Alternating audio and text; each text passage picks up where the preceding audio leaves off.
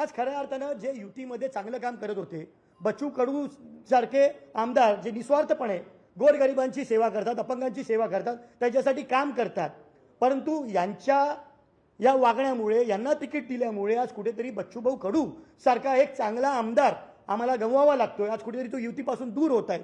म्हणजे ह्या सगळ्या गोष्टी घडत असताना आज तरी आम्ही महायुती म्हणून विचार करणार की नाही, हा माझा समोर प्रश्न आहे।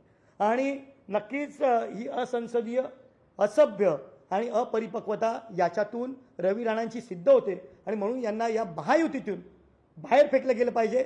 स्वतः अमितभाईंनी त्या ठिकाणी बोलून हातात हात धरून अडसू साहेबांना सांगितलं किंवा आपण माननीय बाळासाहेबांचे पासूनचे मोठे नेते आहात, त्यांच्याबरोबर काम केलेलं आहे आणि आम्ही तुम्हाला राज्यपाल करतो आहोत, तुम्ही आमच्यासाठी थांबा।